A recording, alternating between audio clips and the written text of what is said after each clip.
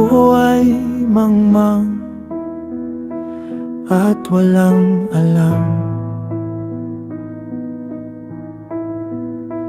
Dahil sa dami ng lugar na iyong narating, tila totoo iyan. Ngunit hindi ko pa rin maintindihan kung ako ba ang taong walang malasakit. Bakit ang daming bagay na hindi mo nalalaman, mga bagay na hindi mo alam.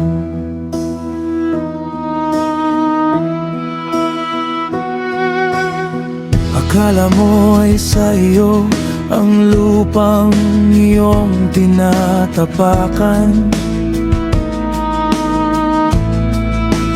ang daigdig ay isang bagay na wala namang buhay na maaari mong angkinin. Ngunit alam kong ang bawat bato, puno at nilalang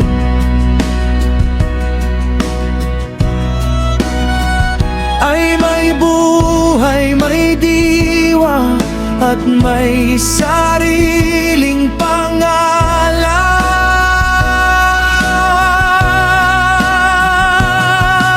Akala mo ang mga tunay na tao ay iyong katulad lang sa itsura at pag-iisip. Ngunit kung susundan mo ang yapak ng ibang tao, matututunan mo ang mga bagay na hindi mo inakalang malalaman mo. Narinig mo na ba ang huni ng lobo sa ilalim ng buwan?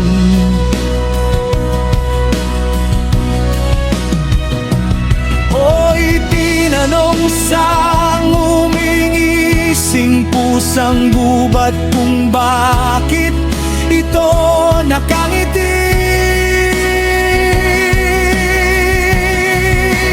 Kaya mo bang umawit kasabay ng tinig ng mga bundok? Kaya mo bang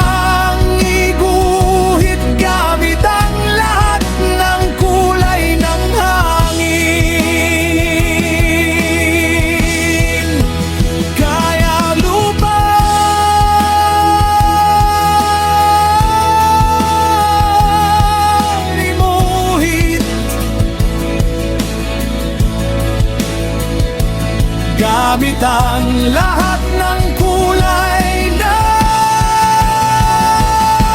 hangin?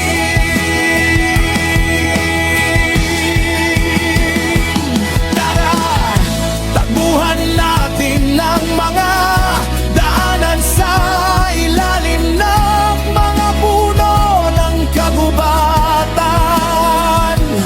Tikman mo ang matatamis na prutas na inalok ng daigdig.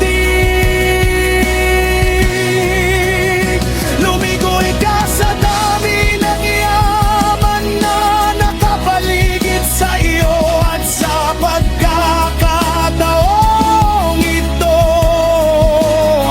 huwag mong isipin kung magkano ang halaga nito.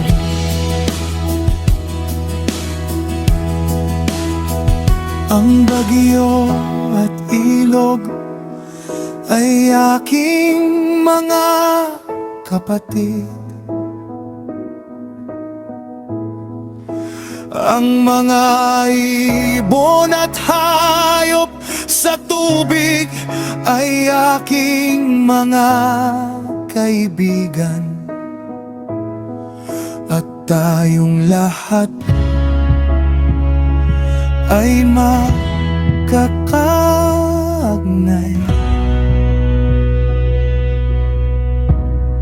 sa isang paikot, sa isang walang hanggang ugnayan.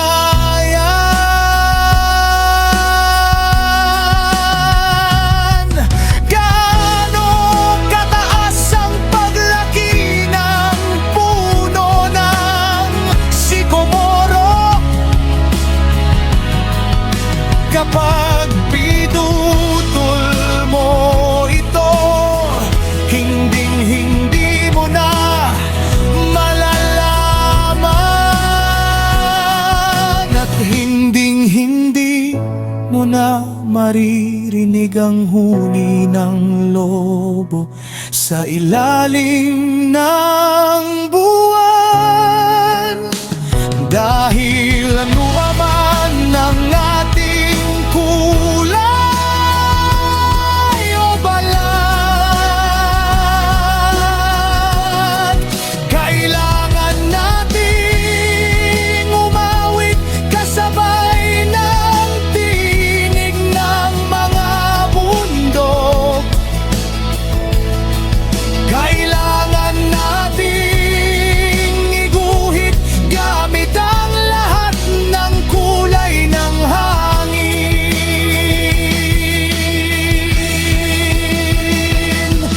Maaari mong angkinin ang buong daigdig, ngunit ang tanging pagmamayari mo ay ang lupa lamang. Hanggat hindi mo kayang iguhit gamit ang lahat ng kulay ng hangin.